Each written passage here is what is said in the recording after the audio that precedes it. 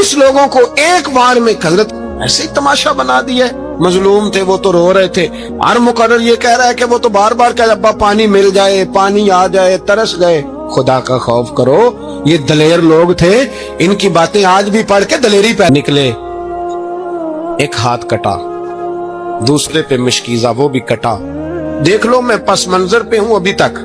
मैं बता रहा हूं कि जिहाद किसके खिलाफ था? जालिम हुक्मरान के खिलाफ, जालिम काफिर के खिलाफ नहीं, मुशरिक के खिलाफ नहीं। हजरत इमाम हुसैन रज़ी अल्लाह ताला अन्हु ने हर जगह एक ही बात की कि यजीद शराबी है तो बच्चे कटवा दूंगा, शराबी को वोट। ये एक नहीं, हर किताब में यही लिखा है, हर किताब में, और हर मसलक की किताब। यजीद चूंकि मुजरे देखता है, रंडियों का नाच देखता है, बच्चे कटवा दूंगा, उसके हाथ में हाथ। इमाम हुसैन ने फरमाया चूंकि अल्लाह की हदों को तोड़ता है, हुकूकुल्लाह पामाल करता है, हुदूदुल्लाह, बच्चे कटवा दूंगा लेकिन उसके हाथ में हाथ। सारा दिन खुद मुजरा देखना और 10 मुहर्रम को 2 देगे बका के हुसैनी बन जाना। सारा साल खुद गंद मंद करना, शराबियों के साथ रहना और 10 मुहर्रम को 2 आंसू बहा के याद रखना। मैं हमेशा कहता हूं, फिर कह रहा हूं, इसके मोबाइल में गंदे गाने हैं, गंद देखता है, शराबी कबाबी का स्पोर्टर है, वोटर है, या मुजरे देखता है, आता जाता है, वो याद रखे कयामत में इमाम हुसैन का हाथ होगा, उसका गिरेबान होगा। हमसे न रकम होंगे कसीदे यजीद के, हम लोग तो हुसैन के सीरत निगार। हजरत अब्बास तो उबैदुल्लाह इब्ने ज़ियाद ने कत्ल किया। बेशर्मो, अगर उबैदुल्लाह इब्ने ज़ियाद ने भी कत्ल किया था तो हुकूमत किसकी थी? तो फिर यजीद ने उबैदुल्लाह इब्ने ज़ियाद को सजा क्यों नहीं दी, बल्कि एक जगह 2 गवर्नरियां दी उसको? ये हाल किया। बल्कि सुनो कि यजीद छड़ी बार नबी पाक को इन होठों को चूमते देखा है। हजरत जनाबे ज़ैनब औरतों के मजमे में पीछे होके बैठी हैं। यजीद के पास जब पहुंचा लश्कर तो यजीद कहने लगा देखो अल्लाह ने मुझे इज्जत दी और मेरे मुखालिफों का क्या हाल हुआ।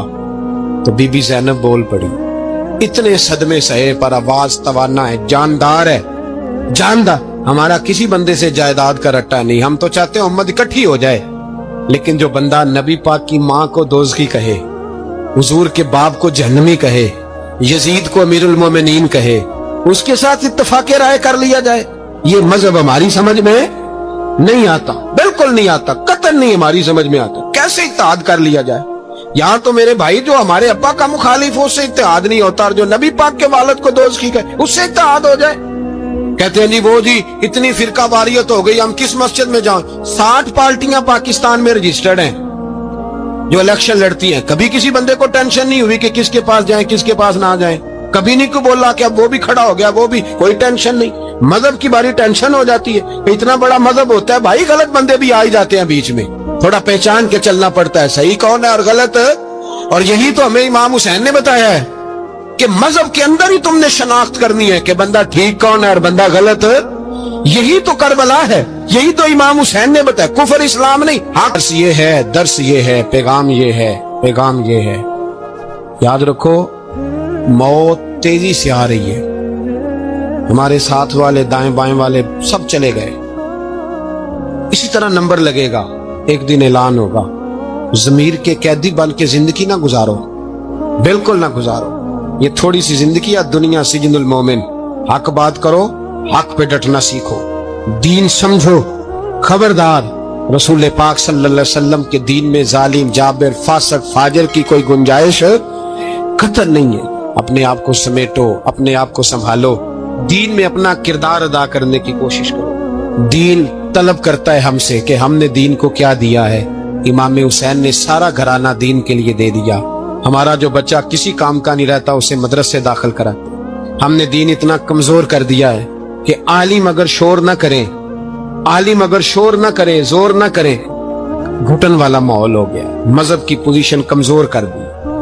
अब जहां तक इस बात का ताल्लुक है जी फिरके हो गए, तो मेरे भाई ये कोई इतनी खतरनाक बात है, ये कोई इतना मुश्किल मामला नहीं है। ये तो इमाम हुसैन ने बता दिया था कि यजीद के तौर पर एक गलत फिरका खड़ा हो गया है, लिहाजा उसका मुकाबला करना है। इसमें कोई बुरी बात है, लेकिन एक सबक है बुजुर्गों का, अगर सच्ची बात भी नहीं करनी तो फिर इस मिंबर का हक अदा नहीं होता। जो सच बोले वो हुसैनी है, जो जालिम के सामने खड़ा हो जाए वो حسینی ہے جو مصلحت کوش ہو, جو کہے ٹائم نہیں, گراؤنڈ ریالٹی نہیں, حالات نہیں, طبیعت نہیں, موقع نہیں, تو ابھی امام حسین کے پیغام کو نہیں سمجھا. میں بہت سارے بزرگوں کا نام اس لیے نہیں لیتا کہ لوگ ایسے نہ کہیں کہ کسی کا نام کیش کرایا جا رہا ہے, لیکن میں نے سارے مناقب پڑھے ہیں. میری لائبریری میں کتابیں ہیں, میں پڑھتا رہتا ہوں, میں سفر میں بھی ساتھ رکھتا ہوں. لیکن حضرت شیخ عبدالصبور بیگ منشور ہزاروی کا شعر امام علی مقام کے مقابلے میں اس طرح کا ہے کہ مجھے سارے شاعروں سے زیادہ وزنی محسوس ہوتا ہے. انہوں نے کہا تھا اس شاہ مشرقین کی, اس نور عین کی مطلوب ہے جہاں کو قیادت حسین کی. دیکھیے ذرا حسن, میری گردن جھک جاتی ہے جب میں یہ بات کرتا ہوں, ایمانداری سے کہہ رہا ہوں, جوش خطابت نہیں. میری گردن جھکتی ہے جب میں یہ لفظ ادا کرتا ہوں. امام حسین کے گھر کے اندر یزید نے پیغام بھیجا, اس نے کہا جیسے کہو گے کر لوں گا, جتنے پیسے کہو گے دے دوں گا, جتنی مسجدیں کہو گے بنوا دوں گا, جتنے ادارے کہو گے تعمیر ہو جائے, مجھے نہ چھیڑو. آپ نے فرمایا نا.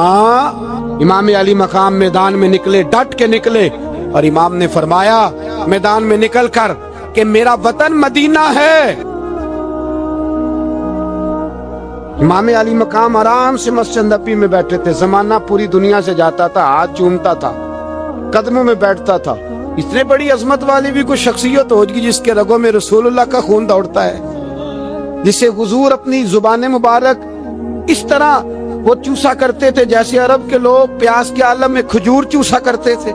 اتنا بڑا بھی کچھ شخص تھا. لیکن جب دین پہ کڑا وقت آیا تو حسین نے مسجد کی خطابت نہیں بچائی, آستانہ نہیں بچایا. امام علی مقام نے کہا کوفہ لٹتا ہے تو لٹتا رہے, دمشق میں فساد ہوتا ہے تو ہوتا رہے, وہ ملک کے شام کی بچیاں رو رہی ہیں تو روتی رہیں کہ ہم پہ یزید قابض ہو گیا, میری مسجد آباد ہے, کافی ہے نا.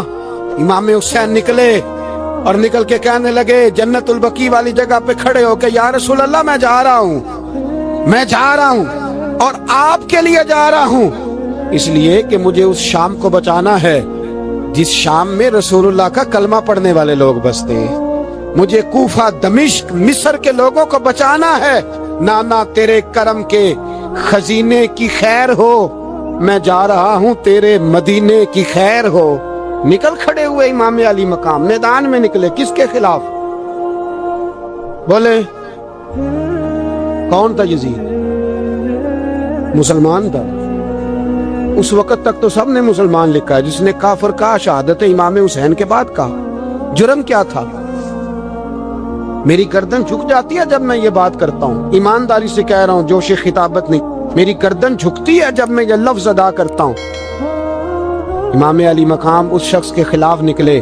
سارے خطبے امام حسین کے پڑھ کے دیکھو. امام حسین نے فرمایا یزید شرابی ہے. شرابی مسلمانوں کا حکمران ہو سکتا؟ آپ نہ بولیں بے شک, پر بات تو سچی ہے نا. امام حسین نے فرمایا شرابی کو ووٹ دیا جا سکتا؟ فرمایا رنڈیوں کا ناچ دیکھتا ہے جو مجرے دیکھے, جو رنڈیوں کے ناچ دیکھے وہ مسلمانوں کا حکمران ہو سکتا؟ امام حسین میدان میں نکلے اور 18 سال کے علی اکبر سے لے کر 6 مہینے کا علی اصغر دے دیا. لیکن شرابی کو برداشت, بے حیا کو برداشت تو میں کیسے کرتے؟ دوستی قاتل سے بھی, مقتول سے یارانہ بھی, اپنی جیب سے فلک سے چھپوا کے ظالموں, جابروں, بدماشوں کو ووٹ دیتے ہو. امام حسین کو تیری دیگ کی ضرورت ہے جو تو 10 محرم پہ پکاتا ہے, چاولوں کی ضرورت ہے جو تو نے 9 محرم کو پکائے. ان کو اس بریانی کی عادت تھی جو تو نے پکائی ہے. میرے گھر میں فلاں MNA MPA صاحب آ گئے تھے. امام حسین کے گھر کے اندر یزید نے پیغام بھیجا, اس نے کہا جیسے کہو گے کر لوں گا, جتنے پیسے کہو گے دے دوں گا, جتنی مسجدیں کہو گے بنوا دوں گا, جتنے ادارے کہو گے تعمیر ہو جائے, مجھے نہ چھیڑو. آپ نے فرمایا نا. مسجد مدرسے اس وقت آباد رہتے ہیں جب حکمران صحیح ہوتے ہیں, اور جب حکومتیں غلط ہوتی ہیں تو پھر مساجد آباد, پھر مدارس کی آباد کاری ہو ہی نہیں سکتی. میں دین میں نیا رکھنا کھول دوں؟ امام علی مقام کھڑے ہوئے, پر میں کیا کروں؟ حکومت کیا کروں؟ حکومت سے کیا کہوں؟ اگر میری ملت کے اپنے جوان کے موبائل میں رنڈیوں کا ناچ ہو تو 10 محرم کو تو امام حسین کربلا میں تڑپ جاتے ہوں گے. अगर 9-10 मुहर्रम को जो निकला इमाम अली मकाम की बात करने के लिए, वो नौजवान अगर सिगरेट का, शराब का, बदमाशी का आदी हो, तो हजरत अली असगर कहेंगे ना मेरी कुर्बानी का क्या बना। वो तो निकले थे उरियानी और फाशी के खिलाफ, और अगर मिल्लत का जवान रोज चौक में खड़े होकर लड़कियों को ताड़ता हो, तो हजरत अली अकबर तो अपनी कब्र में रोते होंगे कि ये इस कौम के लिए जान दे दी जो आज यजीदी तरीकों पे अमल कर रही है, जो सारी रात गंद देख के सोती है, जो सारी रात बेहयाई, फाशी और उरियानी में लगी रहती है। इन लोगों के लिए जान दे दी। इतना जुल्म उन शहीदों के साथ। और 10 मुहर्रम को देग पका के कहता है मैं इमाम हुसैन का मानने वाला हूँ, मैं इमाम अली मकाम से प्यार करने वाला हूँ। ना भाई ना, दो रंगी छोड़ के यक रंग हो जा, सरासर मोम हो जा या संग हो जा। उम्मत मुस्लिमा को बेदार होना पड़ेगा।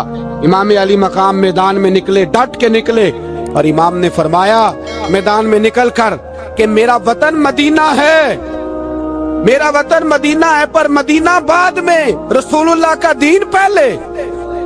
तू पाकिस्तान की बात करता है। इमाम अली मकाम ने फरमाया मदीने की शरीयत बाद में, रसूलुल्लाह का दीन पहले, और तेरे तो बच्चे आम से हैं। इमाम हुसैन ने फरमाया मेरी गोद में जो बच्चे हैं वो रसूलुल्लाह के नवासे हैं, पर बच्चे बाद में, नबी पाक का दीन पहले। आपने फरमाया तेरी बेटी बड़ी बावकार होगी, उसकी बड़ी इज्जत है। तू कहता है बेटी की वजह से ब्लैकमेल हो गया, लेकिन जो शान खुदा ने हुसैन की बेटी को अता फरमाई, जिन बच्चियों का सर का बाल नंगा हो जाए, सर का बाल नंगा हो जाए, तो इमाम शौरानी फरमाया करते थे अगर मदीने में किसी सैयदजादी के सर का बाल नंगा होता था तो सूरज अपना मुंह छुपा लिया करता था, सूरज छुप जाता था बादलों की ओट में। और मदीने वाले समझ लेते थे कि घर में काम करते करते किसी सैयदजादी के सर का कोई बाल नंगा हो गया। उन शहजादियों का इतना वकार। और इमाम अली मकाम ने फरमाया बेटियों की फिक्र बाद में, रसूलुल्लाह का दीन पहले। पहले रसूलुल्लाह का दीन। कौम मजहब से है, मजहब जो नहीं तुम भी नहीं। याद रख मेरे भाई, इमाम अली मकाम रदियल्लाहु ताला अन्हु ने मैदान में निकलकर पहले मजहब की बात की। और आज दीन नबी दा वांग यतीमा रोवे ते कुरलावे ते आखे मैं किथों लब्बा उमर बहादुर, मैं किथों लब्बा उमर बहादुर जेड़ा मैनू सीने लावे। मासूम बच्चे, मासूम। आज तक किधर है तुम्हारा क़वामे मुतीता? बुलाओ ना इसे। भीख मांगते फिरते हो, काफिरों से भीख मांगते हो। बच्चा शाम को घर ना आए तो माँ दरवाजे पे नजर लगा कहती बेटे टाइम पे आ जाया कर, मुझे नींद नहीं आती। वक्त पे। बर्मा की उस माँ से भी जाके पूछो जिसका बच्चा पलट के आए कोई नहीं, आया ही नहीं, उससे भी पूछो। बच्चे ने आधी रात को रोटी मांग ली तो फालज ज़्यादा माँ, उसको फालज था, वो रेंगती हुई उठी और उसने अपने लाल को रोटी पका के दी। बाप कहता रहा चल छोड़, सो जा बेटे तेरी अम्मा। उसने कहा नहीं मुझे नींद नहीं आती, बेटा भूखा है।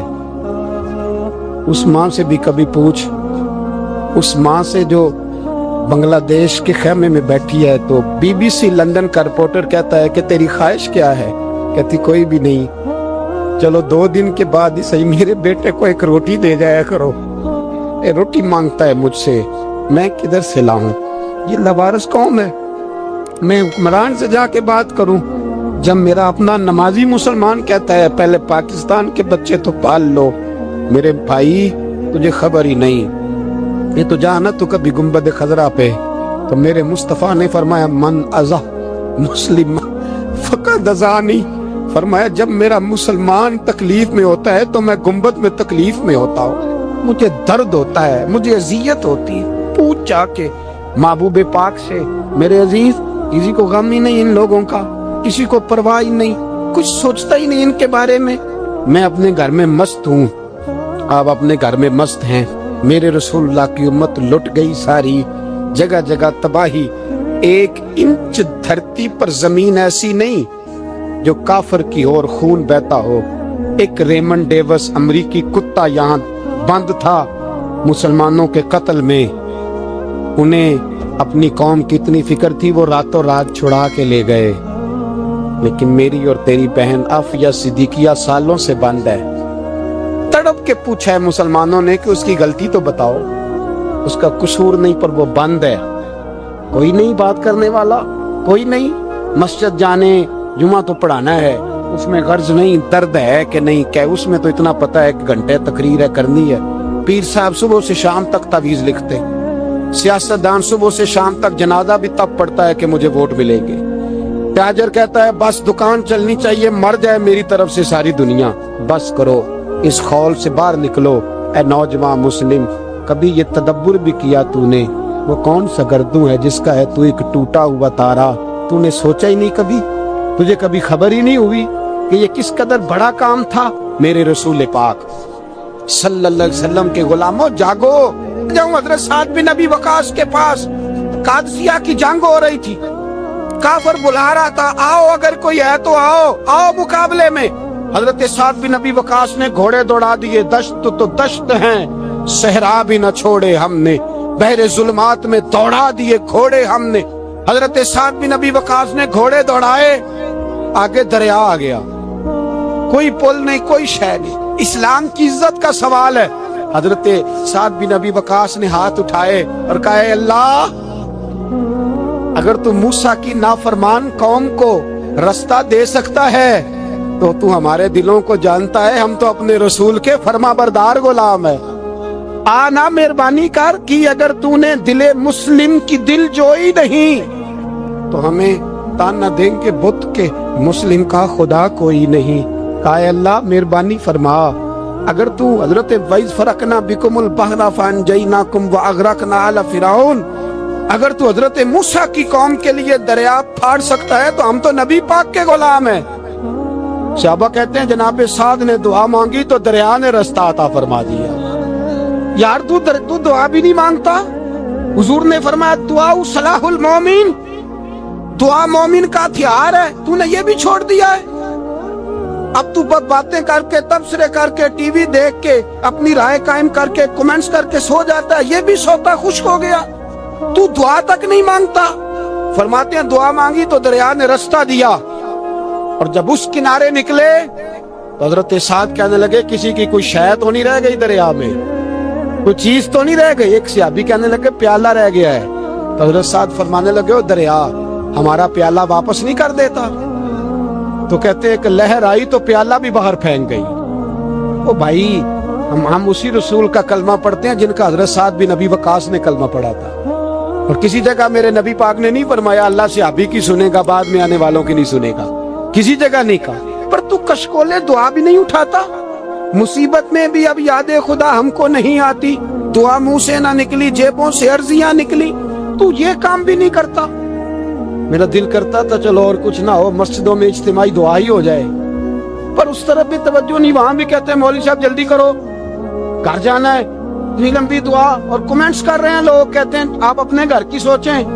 میرے بھائی دعا، صلاح الدین ایوبی فلسطین کی جنگ لڑ رہے تھے، خبر آئی کہ عیسائیوں کا ایک بحری بیڑا، بحری جہاز اسلحہ لے کے آ رہا ہے، نیزے ہیں، تلواریں ہیں، تیر ہیں۔ صلاح الدین ایک بزرگ تھے، ان سے ملے تو کہنے لگے بابا جی آپ بھی دعا کرو۔ میں بھی دعا کرتا ہوں، مسلمانوں کے پاس پہلے اسلحہ نہیں، عیسائیوں نے اور منگا لیا ہے، کہیں ایسا نہ ہو مسلمانوں کے خلاف اتنا اسلحہ استعمال ہو۔ یہ بات کہی، بابا جی کو دعا کا کہا، خود مسجد اقصی میں ساری رات روتے رہے۔ صلاح الدین ساری رات، ہمارا حکمران جسے ربنا آتنا فی الدنیا پوری نہیں پڑھنی آتی، اور اب تو ایسے پیر آ گئے میدان میں جو سورہ فاتحہ سیدھی نہیں سنا سکتے، الا ماشاءاللہ۔ ساری رات صلاح الدین ایوبی روتے رہے۔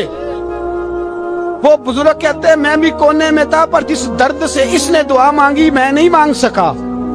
سویرے خبر آئی کہ دشمن کا وہ بحری بیڑا جو اسلحہ لے کے آ رہا تھا دریا میں غرق ہو گیا ہے۔ صبح خبر آئی تو وہ شخص ایک آگے بابا جی سے کہنے لگا بابا جی وہ بحری بیڑا دریا میں غرق ہو گیا، تو بابا جی رو پڑے، کہنے لگے دریا میں غرق نہیں ہوا، صلاح الدین ایوبی کی آنسوؤں میں غرق ہو گیا ہے، اس کے آنسوؤں میں غرق ہو گیا ہے، اس نے رب سے دعا ہی ایسی مانگی، اس کے آنسوؤں میں۔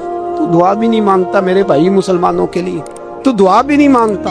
امام حسین میدان کربلا میں تھے, ایک راوی کہتا ہے 3 دن پانی بند رہا ہے, روٹی بند رہی ہے, پر قرآن پاک کی تلاوت 1 منٹ کے لیے بھی بند نہیں ہوئی, دعا اور التجا 1 منٹ کے لیے بھی بند. حسین کے خیمے سے یہ آواز بار بار آتی رہی, یا اللہ استقامت بھی دے اور صبر بھی عطا فرما. دعا کا رستہ بند, تلاوت بند نہیں ہوئی, اللہ کی بارگاہ میں سجدے بند نہیں ہوئے, تو چھوڑ گیا. تو دعا تک نہیں مانگتا. دعا تو انقلاب برپا کر دیتی ہے, دعا تو حالات بدل دیتی ہے, دعا تو تبدیلی لے آتی ہے. کوئی بیٹھا ہوا مجھے دور دعا دیتا ہے, بس دعا دیتا, فقط دعا دیتا ہے. کوئی بیٹھا ہوا مجھے دور دعا دیتا ہے, میں ڈوبتا ہوں پر سمندر اچھال دیتا ہے. او بھائی تو دعا بھی چھوڑ گیا. پہلی بات آپ کی خدمت میں یہ ہے کہ جاگیں, مسلمان بنے. دوسرا کچھ نہیں کر سکتے تو دعا تو کر سکتے ہیں نا, دعا کا رستہ اپنائیں.